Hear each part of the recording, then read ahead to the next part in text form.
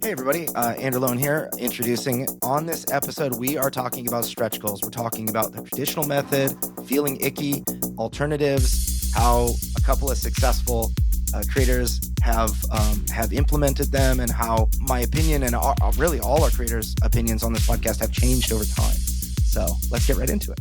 Game begin. Let's go. Lightning bolt, Facebook ad, Facebook ad. That's awesome. Hey everybody, and welcome to another awesome episode of Crowdfunding Nerds. I am your host, Andrew Lowen, and I am joined not by Sean nor by Rick. And instead, I have several guests.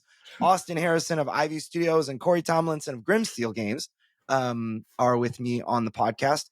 And we're here to talk about stretch goals in the game of Kickstarter and just kind of like a bunch of blind men touching an elephant here with this podcast episode. What a great way to describe it. Yeah. Welcome to the show, guys. How's it going, man? Thank you for having us. Yeah, absolutely. Awesome. Thank you for having us. Yeah. Now we're just gonna like fire right off. But before we do, give me like 20 seconds about like what your experience is like in the industry. Austin, you go first. Yeah, so we crowdfunded Moonrakers in 2019, and then the pandemic happened. There. And, you know, the pandemic changed everything. And so we were in the Wild West just trying to figure it out. Everything was delayed and nothing was going well. And then luckily the pandemic ended, and we've made a bunch more games since then. So we're still here.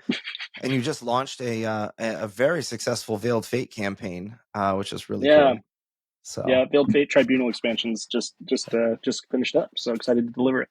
and it was over $1 million in totality, right? I mean, It really was, and it was not expected. The middle of that campaign was the strongest middle we've ever had. All of my middle of campaigns are usually terrible, and that one just powered through. And every day was Christmas. It was amazing. That's amazing.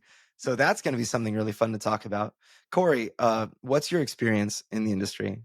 A little bit different than Austin. So actually our first game, Diabolical Dave's Rumble Throwdown, was actually just canceled on Kickstarter recently due to a lack of momentum and very heavily tied to stretch goals. So we'll get into that. But it actually came about as a response to the pandemic, where we got sick of playing games online, and we said, you know, we really want to actually have a social game that we can play together and actually get in front of each other and get in front of it on a table. So that was kind of the experience for us. So we actually started developing it kind of towards the end of the pandemic, and here we are. Yeah, that's awesome. And then the unsung hero of this podcast is my baby right on my tummy pack here. For all our video guests, it's my son, John Constantine. So he's bored already, so hopefully he stays that way for the duration of this podcast. So now the topic at hand, stretch goals. The reason I was recently, you know, we've talked about it on our podcast before, but I was fascinated because Tiny Epic Game of Thrones recently released its Gameland's 30th project, and they said that they talked to their fans. They decided not to do any stretch goals. The game is fully deluxeified, and they have something called premium upgrades instead. And the stretch goals have always, to me, the logic is makes sense to a consumer, where as economies of scale increase, as you're able to make more units of something, then in theory, the units that you make are going to cost less each. And that allows room, as somebody that is funding you and kind of helping your dream become a reality, they should be a beneficiary of that. And so stretch goals are something that we add in additional cards, additional pieces to the game. We upgrade the quality of the game. We add cooler, maybe storage solutions and spot UV and other fancy deluxe upgrades that you would never really normally see on a game that you buy on a store shelf. And that is the reward for somebody kind of investing into you. They get a better version of the thing. And it, as we know, maybe on the inside of the industry, I've produced one game, and I'm working on an expansion for Deliverance myself. Making 500 games versus 550 versus 600. I mean, there's not really a significant amount of savings. Like, I'm planning on making 2,000 units regardless of how many backers I get. And then if I have enough backers, then I make 5 or 3 or whatever, and then it actually really does make a difference. But what do you guys make, first of all, of just like the overall concept behind stretch goals? Is it like are you like a mouse on or like a hamster on a wheel, just running for people, or what do you make of stretch goals? Corey, take it away. I'll take it. So, and I think when I talked to you, Andrew, really quickly about getting on here, it's an evolving opinion. For me personally, we at Grimmsteel, we went into our campaign thinking, you know what, we want to take that same approach. We want a complete package, no frills, no gamification. We want to deliver the product to our customers and people who are interested in the game. And I think it's different if you're an established publisher and you have the clout and you have that following versus a first-time publisher. As a first-time publisher, not having stretch goals was actually one of the biggest mistakes that we made. And it was the feedback that we received from a lot of people, like, hey, you know what? You need these. You need this as part of your incentive to back a project, and we took that to heart. So my opinion has evolved. I thought, being very upfront and saying, hey, you're going to get the game that we're making, and no matter how we fund it, you're going to get the complete experience. While I think the intent was there and the desire to do something right by the community was there, the psyche of the Kickstarter crowd is, hey, we want stretch goals. We want gamification. We want to feel like we're kind of developing this game alongside with you. And I think that's where my opinion and our opinion has evolved a lot from, over the past month. Yep. Austin, what do you say? Yeah, I actually agree with Corey that it's definitely evolved a lot for me as well. We started off in the same camp. Moonrakers, the original campaign, didn't have any stretch goals, and there's several reasons for that. And I think there's really two versions of stretch goals. There's the authentic, come along with us and help us make this, and let's get somewhere together. And as we get somewhere, we can give you more. And then there's the FOMO stretch goal of like, we've been planning this from the beginning. It's going to be in the box. We know we're hitting 100,000. Like, we're going to hit 100,000 in the first 5 minutes, the major, huge publishers. But here's a stretch goal that you're going to feel a little bit of a dopamine hit along the way, right? And so those are two very different things presented as the same. And that is a weird conversation to have. I used to hate stretch goals. I saw massive campaigns where I'm like, that's been included in the game from the beginning. Like, there's no way that's an add-on or something that's new. But I've come to really appreciate them. And there's two pieces of things that anytime I talk about stretch goals, I call out two things. One, Jamie from Stonemeyer had a blog where he talked about the viticulture metal coins. Have you ever read this one, Andrew? Yeah, where he would have failed if he hit that stretch goal, right? Exactly. He wouldn't have been able to deliver with the money he raised. Yeah, and so it's like the danger of stretch goals. It's like the community's like, yeah, give us more, give us more, give us more. As a creator, you have to be like, okay, I actually need to price this out and make sure. Because what you said, Andrew, I'm planning on making 2,000 of these. What's the difference between 500 and 600 for me? Not a lot. And so the economies of scale really come going from 2,500 to 5,000 or 5,000 to 10,000. Like, that's where you're like, yeah, I can do more. And those economies of scale are hard to plan for.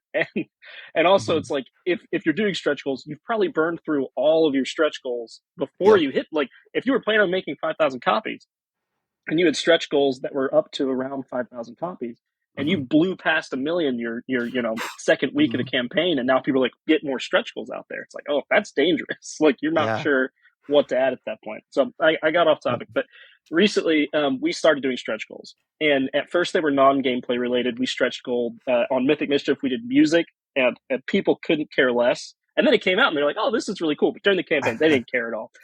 Fractured Sky, we did some art prints, didn't care at all. And we did 2 new stretch goals recently that have helped us and things that I found really interesting. And one of those is pricing unlocks, discount unlocks on add-ons. And so we've done 2 of those. One was on the Metal Starfall Fractured Sky. One was on the Metal Dice for Failed Fate Tribunal that we just did. And the audience really, really appreciated that and really, really liked that. And really, it made that item, instead of being an add-on that made us money, it made it a marketing cost for us, which is fine, right? It's not, we didn't sell it for free. We didn't give it away.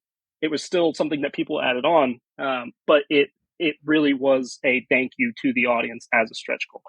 Danger of that not hitting that stretch goal would have been bad on both of those campaigns.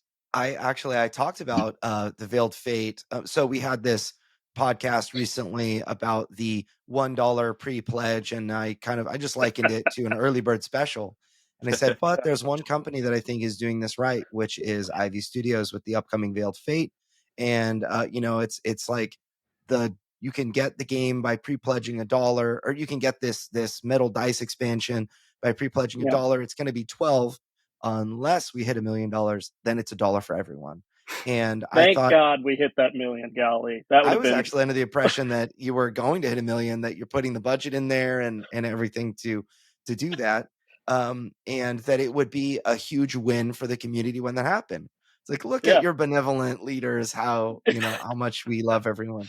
And it was close. I just thought it was smart, So thank you, Andrew.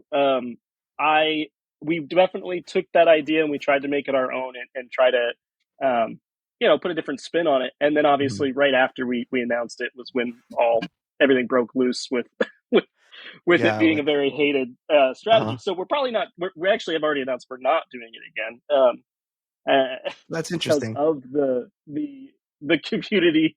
I think the advantages just didn't outweigh the drama, if that makes sense. It does, yeah. And I do think that it was fun. Like I don't feel any. I don't think I would change once we announced it. There's not much we could change. If you cancel it, there's problems. If you keep going, there's problems. We just powered through on. This isn't about the $1 pledge, but stretch goals in that case can really help get your community excited about something from an add-on perspective that they may have just been like, oh yeah, that's cool, I might get that, and it really rewarded backers, because from now on, that will be a $12 item that will die, and they'll feel special for having gotten it as a part of the first campaign. So I think I went on a little bit of a rant there, but no, it's good. But you kind of brought up an important point that I think every stretch goal, every marketing initiative, you need to personally be able to rationalize it to someone else. They may or may not agree with you, but as long as you have, here I am. I made this game, a very controversial game called Deliverance, which takes people's favorite book and gamifies it, which has made me no shortage of enemies, as well as of course taking a religion and bringing it into the hobby, which has also made me no shortage of opponents. And you're very popular. Yeah. But when it finally came out and people are like, oh, okay, you did it right, it was great. But I find that when I argue for a way that things were, for example, the way our angels were or whatever, then people might disagree, but they would always have an understanding of, well, at least he has a reason for this. I might not agree with it, but it's like, I understand. And I can accept that. And it was easy for me to say, well, this is my logic and this is why it is. And, thank you for your feedback that, I should go to hell or repent or whatever. Right. So, it takes someone special to make enemies, really extreme enemies on both sides. You're right in the middle, but both sides are really. That means it's a really good game. It's gotta have haters. You did something fans. Right in that case. Yeah. Yeah. But it's funny because I find marketing is the same way. As long as you can reason through and rationalize through, like, for example, I don't like the $1 pledge. But in your case, I thought this seems reasoned through, like why we're doing this and whatnot. I actually, have respect for people that do things that I disagree with, as long as it's reasoned through. Like, why use GameFound versus Kickstarter? As long as that is reasoned through, then I can accept that. What I don't like is when people are like, everybody says you need to add 150 miniatures into your game, so we're just going to do it. Like, you're dead in the water if you do this. You don't understand why you're doing it and what purpose it's going to serve. But the $1 pre-pledge, if you have weighed the cost, pros and cons, and you've made a decision, like you stick with that decision, and I will respect it. And stretch goals are the same way, right? They should be reasoned through, and there's a reason that you need to add them. The types of stretch goals that I think really move the needle are related to, and you kind of touched on this too, Austin, gameplay additions. Yeah. I feel like storage upgrades and component quality upgrades, going from like single layer board to dual layer board, adding linen finish. It's hilarious because every card's definitely going to come with linen finish, but like we added it and everyone's like, oh yes, I love that. It's like great. It's just a funny thing. Like I made a first version of Deliverance that had 9 angels and linen finish and plastic inserts, and all of that was designed well before and very well tested, and all my community that played on Tabletop Simulator played and tested all of those 9 angels. And we had 5 angels in the box when we started. I stripped like a third of the content out of the game and added it back over time as stretch goals, and everybody was like frothing at the mouth, like, I want to unlock the 7th angel. It's like they're like, I never got a manufacturing quote without 9 angels. And it kind of 100%. felt icky to me, to do it that way. Like here I am, this goody two shoes Christian wearing my white underwear, saying I'm a great guy and making a thing for Jesus, and being dishonest about these stretch goals. Oh man. Well, I meant to ask you guys. I wanted to ask you guys about this too. That Andrew, you're dead on that. We felt icky even considering stretch goals because we always wanted to deliver a certain amount. And I won't name the name. I won't name the game or anything because I actually forget what it is. Deliverance, though? No, it wasn't. It wasn't Deliverance. I promise. It was nothing that you guys have created. Fate of Veils or something like that. But there was a game that a friend of mine backed, and they had a deluxe. So they stretch goals. They had a deluxe version. They had a core version, and they sold very few of the core versions. And instead of shipping 2, they upgraded for free the few core versions to the deluxe version, which in turn, I know that's kind of ancillary to stretch goals, but that felt icky too. It's like, well, why even have that as an option? Yeah. Everybody else paid the big amount, and these few people paid a little, and they got lucky, I guess. Yeah. In that situation, Veiled Fate's first campaign. Sorry, this is a total aside. That we offered we offered a really basic version halfway through the campaign because people were like, it's really expensive. Can you give us a lower price point? And so we stripped a lot of the stuff out. And by the time we had done like the other production stuff, like, oh, we're doing standees instead of minis, and oh, that's going to need like a standee holder, and we're going to make that. Like, by the time we figured all that out, that was such a low production run that it was more expensive than the higher one for us to produce. Right. And so we were Deliverance like, we was should the have same. just given them, we should have just given them the better one and just saved the money. And we were like, no, we can't do that. But I totally understand, Corey, your friend who got that. I know the challenge that whatever company that was had to go through of like, okay, do we give them the lower one and lose money, or do we make them happy? But no, I get it. So I figured out a way to do it. I had like 30 games that so I tried so hard to get everybody to upgrade to deluxe. Like, this was my first thing. I had like 2,000 deluxe games and 100 base like 90 base games. It's like, dude, this is not great. So if I print 4,000 to 5,000, like if I go from 4,000 deluxe games to 5,000, it's going to be roughly $13 a game. And if I go from 0 to 1,000 base games, it's going to be like $17 a game. So yeah, it absolutely makes sense to give people miniatures for free at that point. I'm saving money, right? But what I learned was that you can put a big foam block in the deluxe box, and you end up going from 4,000 to 5,000, and the only 0 to 1,000 component you go is that foam trash piece, and it has room for the minis and whatnot. But so thankfully we did that about 30 of those. We were kind of discussing feeling icky, and Andrew, how you followed industry standards like that. You weren't doing something new. Like, that's what companies do, or a lot of companies do. But I agree that it can feel just kind of weird, and that's why, like, Moonrakers, like, Moonrakers 1, we didn't do stretch goals. Build Fate 1, we didn't do stretch goals. Mythic Mischief is when we started doing music and stuff like that. We tried to get creative with stretch goals to make them fun, but people didn't care because what you said, they care about component upgrades, they care about gameplay, they care about whatever. And so Moonrakers Titan was the first time we did this, and I firmly believe it helped the campaign drastically. We made hollow versions, which would be the component upgrade side, hollow versions of existing crew in the game, and put it in a tuck box and send it out. to backers as a thank you. And every 25,000 or whatever it was, you got a new holo, and we voted on it. We had like this big like showdown of which holos, and all the community was engaged and which one was going to win this week.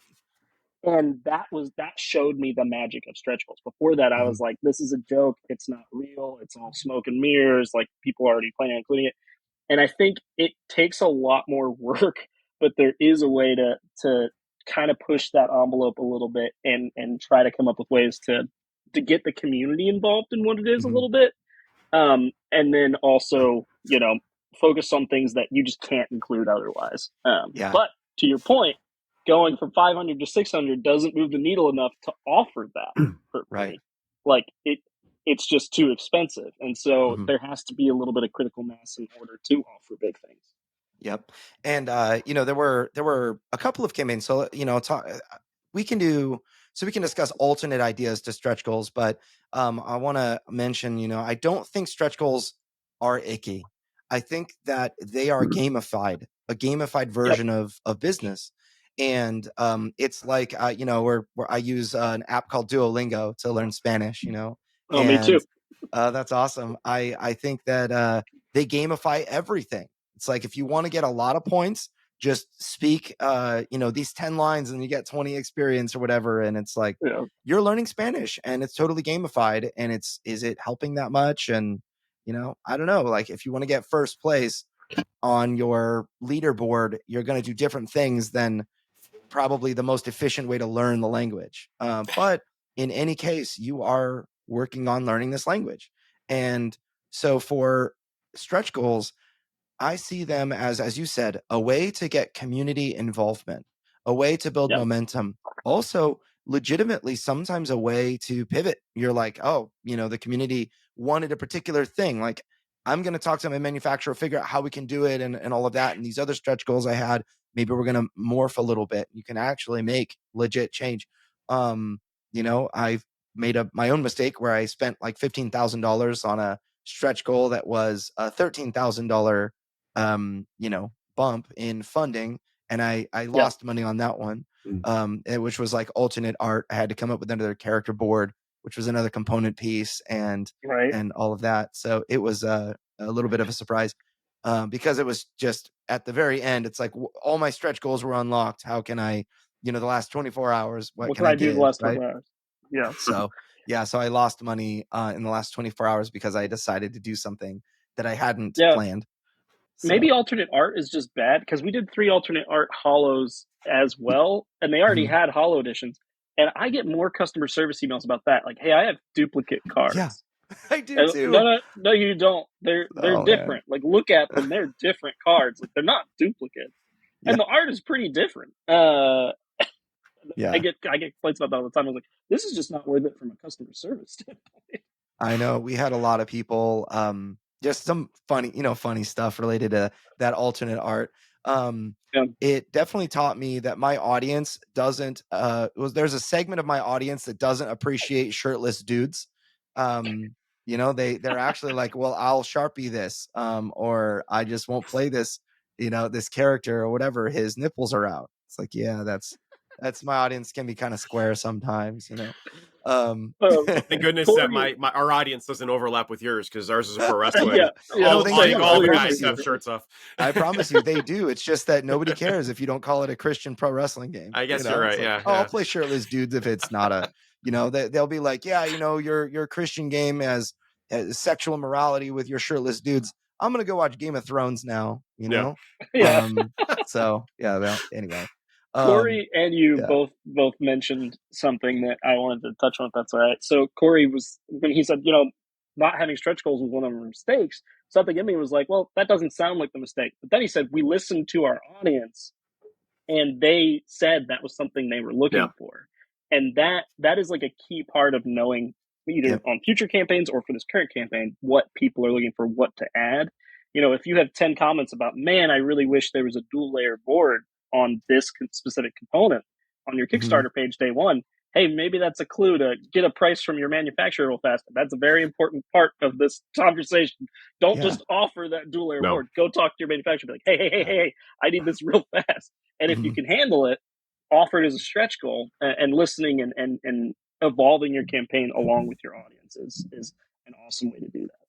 Absolutely. Yeah, I think the whole stretch goal thing too, and something that Andrew said before kind of triggered for me, which was the stretch goals allowed us to look back and change our entire approach to the game itself. So our core game was our core game, right? You're going to get away with it. You'll be able to play it. It's a great experience. Well, I think it's a great experience. And it's meant for 14 plus. That was our age range, 14 plus. Yeah. And one of the pieces of feedback that we got that's actually being parlayed into stretch goals now was that we had 2 expansions that we were including with the game, and people said, "Well, why aren't we?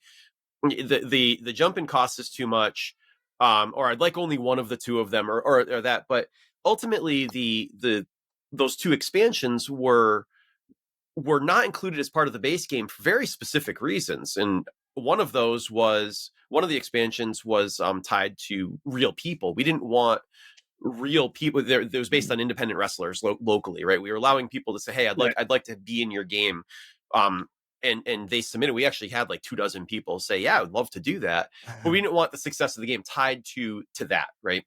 Yeah. Which was a pragmatic decision. And the other one in wrestling has adult themes, right? There are adult themes in wrestling. You know, if you watch like Dark Side of the Ring, it's drug addiction, it's a lot of legal issues, a lot of like interpersonal conflicts that occur that we didn't necessarily think were appropriate for our initial age range. So we said, hey, we're going to include that as an expansion. You decide if you want that or not. Right. And no, smart.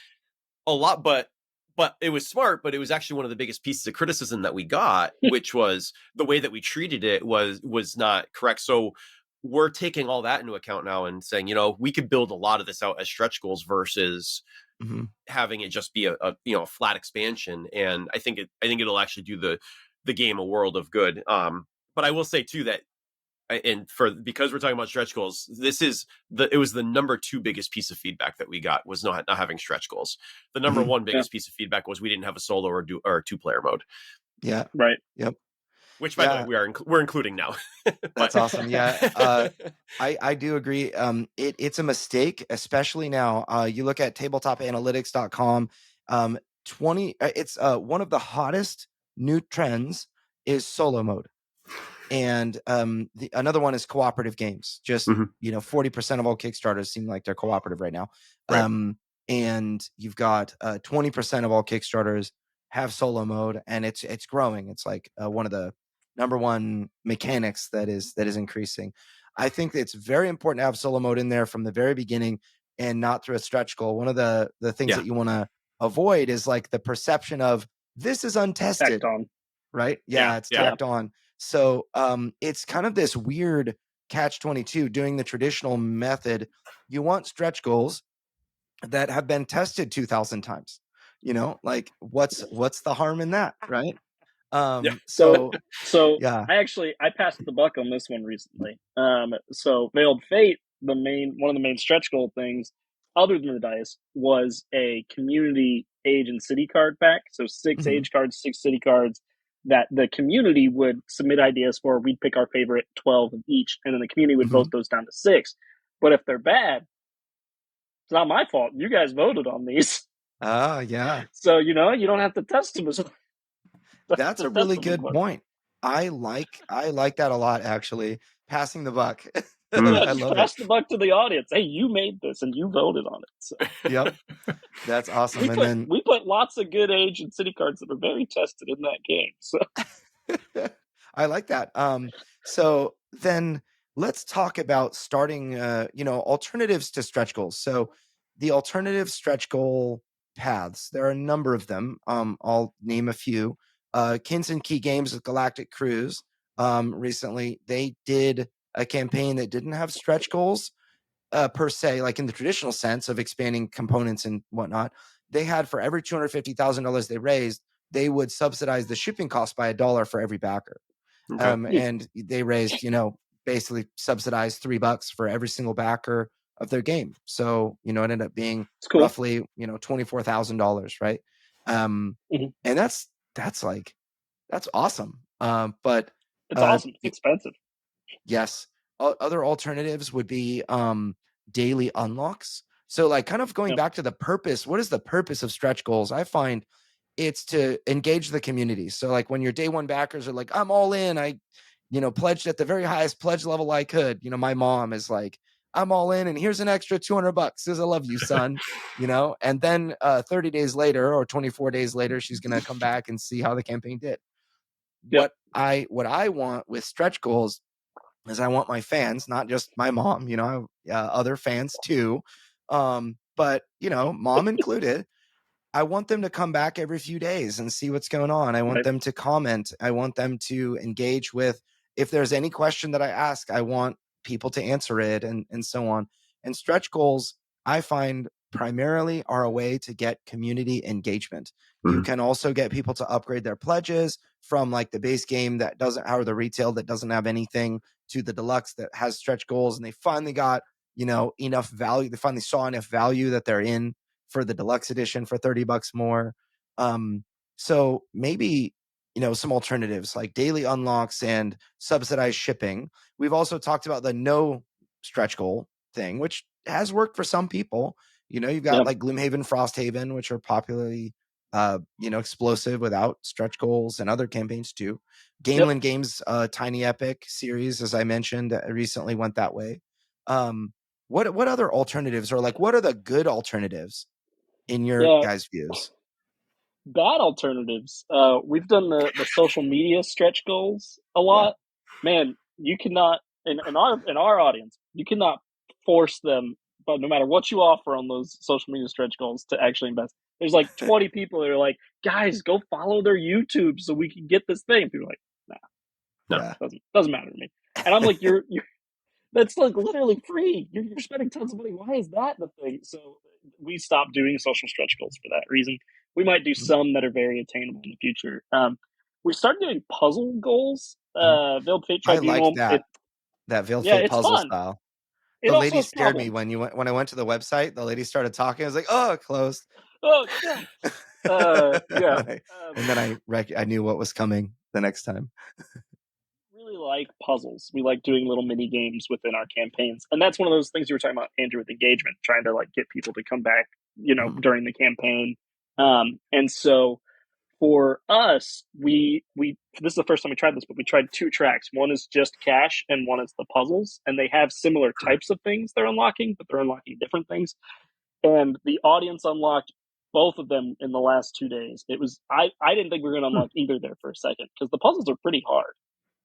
Now the problem with that, and I said that there wasn't always good, is the harder the puzzles are, which they have to be somewhat hard for the real puzzle sleuths to not just get them instantly. The less engagement you get overall, because of it just being too hard for people. So we tried to do two different types this time, which is really hard, but anyone can get it, and once one person gets it, everyone unlocks it. And the other one was, you have to get 30 people to get the right solution, but it's easier. People did not do well on that. Get the 30 people to do it. It's easier. The last three were especially very, very under performed as far as people submitting answers for. And we were like, oh, we're not going to hit this. And luckily our Discord just was like recruiting people like, no, you're going to do this right now, so all of us can get this thing. Yeah. So it was close. That's fantastic. I had one that worked beautifully for the Deliverance campaign. So my thought was with so I did some community stretch goals, like share this Facebook post 250 times, and I hated stuff like that.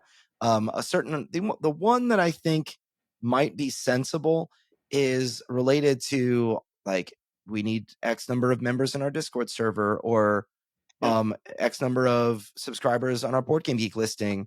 I think that can be useful, because after the campaign's over, now you have a larger group of people you can talk to, which is good.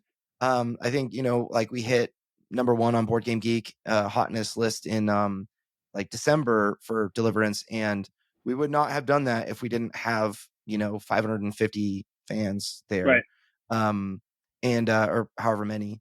So, but I don't like them very much. But what I loved was, we had a tabletop simulator mod that I did a lot of work. We did a little scripting and everything like that.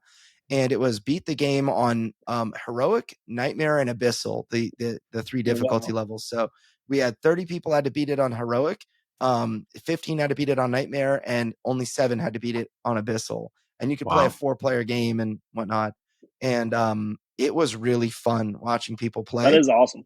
And the intent that I had was, I want as many people as possible to experience the game, so that when they receive it, they don't just look at it, keep it in the shrink wrap for 6 months, like I'll probably do with Wormspan, and just not engage with it. But I want them to have already played the game once, and so they're like, oh yeah, I played a first half of a skirmish, and so I'm just going to open this and punch the tokens, and I remember this or that, and maybe they actually do have to read the rule book, but they feel like it's not something that they need to dedicate in like 2 hours to stumble through anymore. So as many ways as I could, I kind of use the Billy Mays, or nowadays like the Shark Tank methodology, where to demonstrate your product in as simple and as many of ways as possible, that will get people to buy it and to play it. And for me, with a big skirmish game like Deliverance, I needed people to play. And so that was one of my real big emphasis on, especially with a game like mine. It was kind of a very unproven concept, something that traditionally is not viewed as a good game, the type of like a Christian game or whatever. That's something that I needed people to actually play. We have a lot of skeptics that immediately turn to like, I will buy this instantly. There is no God, but I will buy this right now if you have a copy, and so it's funny. I, of course, am very tongue in cheek with my audience there. That's exactly who they are and what they say.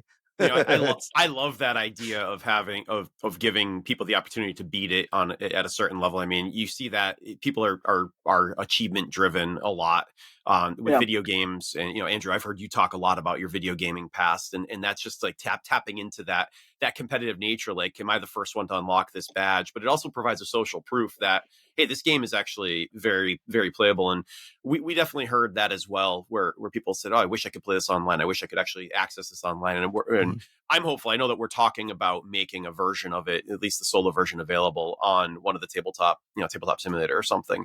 But that's actually a great idea. You just gave me a fantastic idea for how to maybe approach a couple of stretch goals with, beat it in a certain number of rounds, the solo mode or something like that. So, yeah.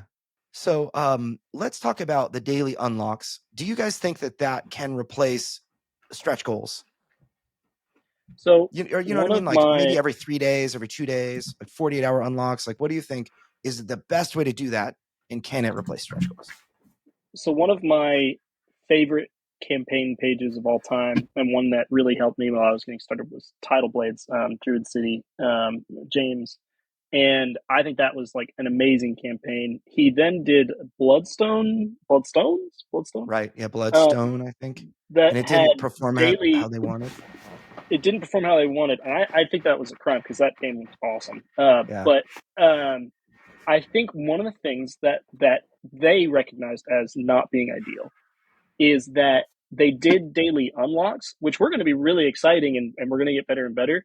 But day one, it didn't really look like the value was there, because so much was in those daily unlocks. Yeah.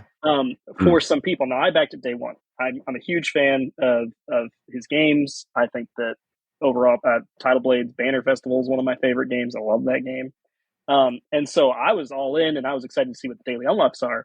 So I think it can work, but you got to be careful to make sure the day one backing logic is still there for your whole audience.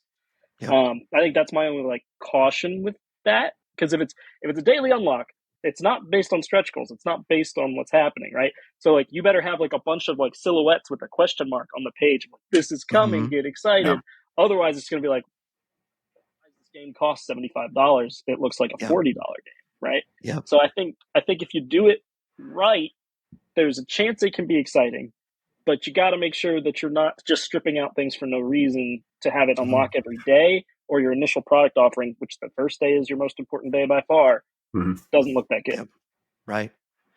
Yeah, I find the same conundrum. So as going to Kickstarter again with my Deliverance expansion, we'll hit Kickstarter around end of September probably, which is about 6 months away. I'm now going through, manufacturing quotes and other things like that. And it's challenging because I have a specific number of angels, and they're all going to get play tested by the community and everything like that. and I have a certain level of quality that I have to adhere to because of the first game. The community expects it and all of that.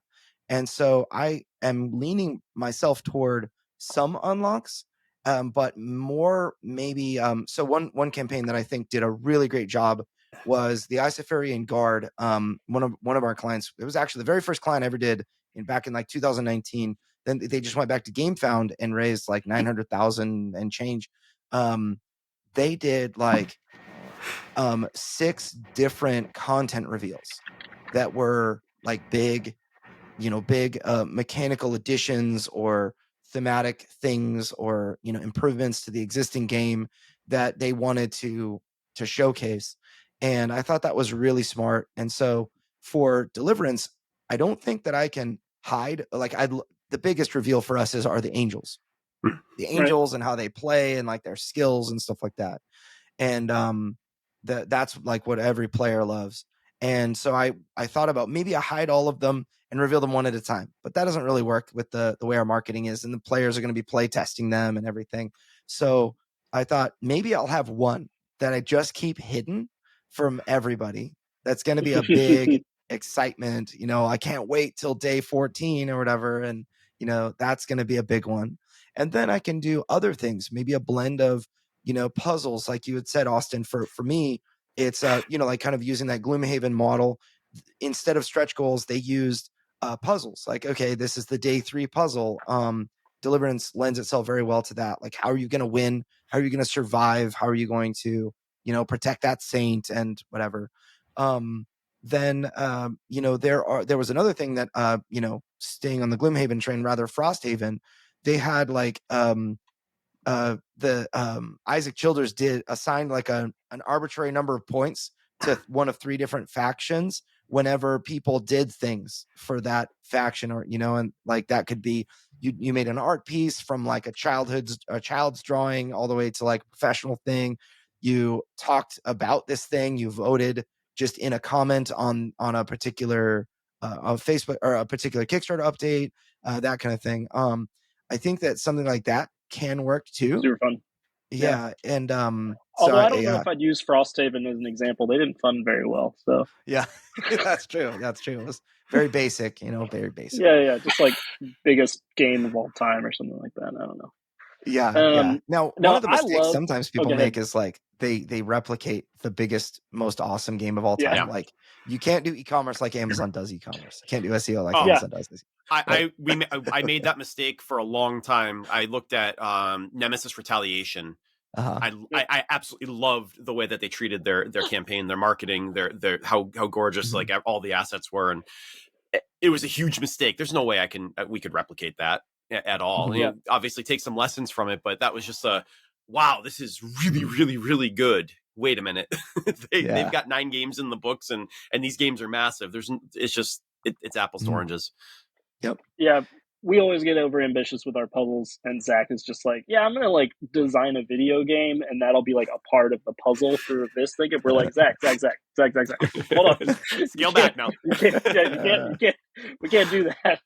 And then he just does it anyway, usually. And it's great, which is wonderful. But I think a really good point of like what we were talking about sooner too. Like, it's like if you base your stretch goals, what you're offering on your campaign, on what Gloomhaven's doing and what they're offering, or some other massive game, like they just have so much more cash to play around with for marketing and like that backer reward than you do. Like, don't make your $100,000 stretch goal a free playmat. You're not going to be able to pay for it. And so you really have to tailor it to your community. Andrew, I have a question for you. What do you think about the hidden stretch goals, where it's like, we're going to show you these first 3 for like 100, 150, and 200, but after that it grays out and it's more coming soon? What do you think about that? I'm a huge fan of that. In fact, actually, I'll say what I give this instruction to all of our clients now is that your first stretch goal says funded at whatever dollar value. The rest of them are blurred.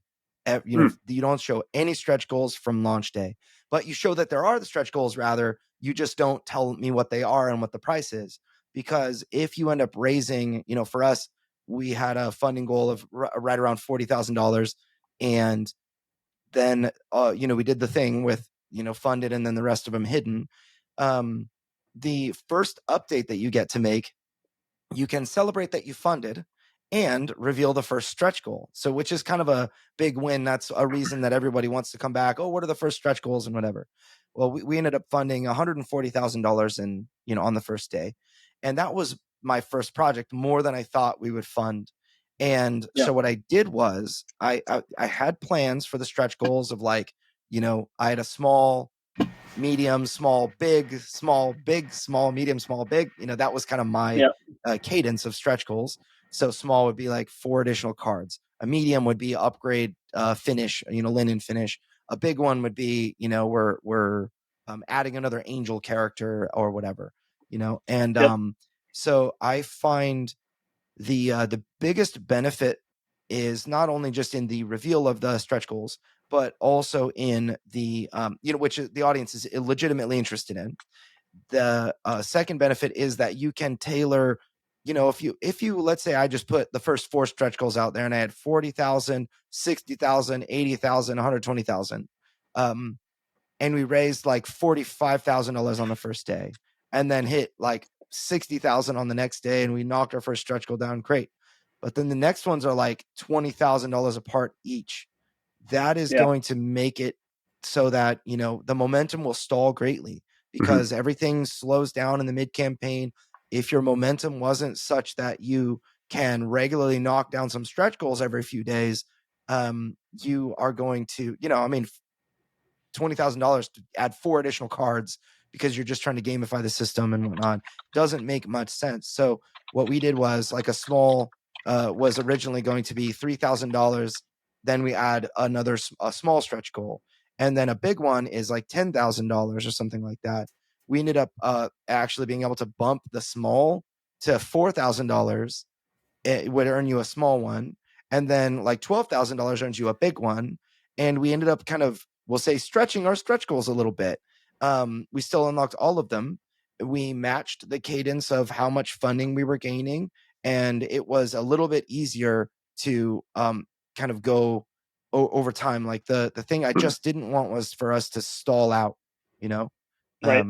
So that's kind of why I say that, why I recommend that. So that all sounds super smart. We don't do that, which is very risky, both on Moonrollers and Crashed Sky, or sorry, Veiled Fate, Crashed Sky as well. But Moonrollers and Veiled Fate Tribunal, we put it right out there at the beginning.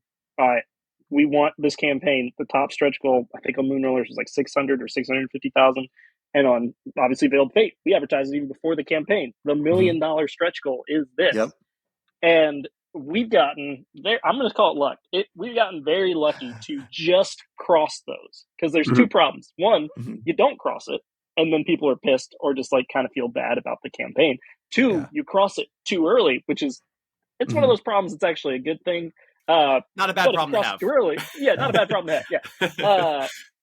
Too early, people are like, cool, what's next? In fact, we crossed our $1 million on like the last 24 hours, and people were like, what's the next stretch goal? We're like, guys, there is not another stretch goal.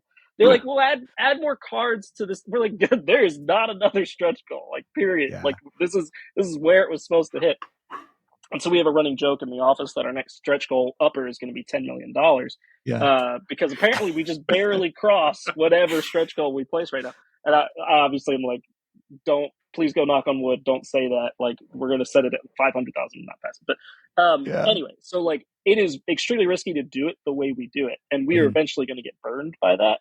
But there is something, knowing ahead of time what that upper ceiling is can drive kind of excitement and engagement in a different way, where it's like, oh man, I really hope, like, it's a huge payoff for us from a dopamine level that we did hit that $1 million the last day. Because from the beginning, everyone was like, is this going to hit $1 million? And so, I definitely, there's 2 schools of thought, Andrew. I completely agree that I actually think yours is better, but we're still doing it this way for the time being. It's one of those things that I think something really smart that you said. The last 24 hours after you unlock the last stretch goal, you said no to your backers. And I think that there needs to be a certain point that you say, this is all the content that we've tested. This is everything that we've gotten the manufacturing quotes for. The game is it reached our vision of what we intended it to be. And we're going to really, I use this terminology sometimes, is like, people are looking for their leader. You are their leader as the one, behind the campaign, to have a firm hand on the wheel of the car, or whatever, the steering wheel of the ship. You are the one driving it. And so whether you failed to fund or you hit $1 million, people are always looking to see, are you in control of this? Should I jump off this train, bus, car, boat, or shall I stay on for the next round? And as long as they feel like they are heard, they feel like they're involved, they feel like they are getting value and all of that, and you're treating them ideally. I always tell people, like, you want to treat people like not like a commodity. They'll treat you like a commodity if you treat them like a cash cow. But if you treat them like a fellow backer on this journey with you, and you're just the one that's leading the procession, it tends to work out a whole lot better. But I do think that it's really, really important to be willing to say no, and say, this was our vision, and to have a vision that, and I think the less stable campaigns don't have a full vision. They're like, I'm going to launch and see what happens. And if I, do well, a lot of people that do better than expected, I call it catastrophic success. Like, they're not ready for that. Like, so goes back to the Jamie blog from a long time ago. It's like, his audience asked for metal coins. He set that stretch goal. He barely missed getting it, but in the end, that was a blessing. And so he took away a lot of good lessons for that. And he learned that lesson so that we don't have to learn that lesson, right? Like, take advice from one of the masters. He's not doing crowdfunding, hasn't done crowdfunding for 5 years, and that advice is still super relevant. So, for sure. Absolutely. So now I know we're coming in here for a landing, but before I do, Corey and Austin, would you share what it is that you're currently working on and how people can connect with you and your projects? Corey, you want to go first? Yeah, sure. So we are, as I mentioned before, we had just recently canceled our Kickstarter campaign for DDRT. We are working on, and I wanted, you said something before that I want to really make sure. Don't include anything that's not tested, right? And we've been playing these game modes for a long time, but we felt like it wasn't true to the core of the game. We were proven wrong by our fans and our even our backers, who said, "Hey, you should have done this." So we're playing through and testing out the solo mode, the 2-player mode, and Mike, our president, is going to kill me, even our tag team mode, which he had always fought against, but I always said we could make it happen. But those we're playtesting those. We're continuing to finish up the art for the game. The art will actually be done for the game before we relaunch the Kickstarter this summer, tentatively in July. So that is what we're doing right now. You can find us. Our website's grimmsteel.com with 2 M's. And you can also find us on our Facebook page, same thing, or the group for Diabolical Dave's Rumble Throwdown. Awesome. Corey, my favorite character is the hockey player, by the way. There's no penalty box in pro wrestling. I like it. So I will kind of like tip my hat a little bit that some of the characters in the game are actually based on real life people, and all 3 of the creators are in it. That's me. Nice. Yeah, well, I picked the right one. Awesome. You did. I accidentally became Azrael, the Angel of Death, in my game, so it was